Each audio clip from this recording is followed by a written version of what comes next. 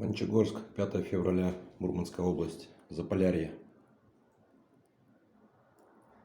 Метель и вьюга в городе.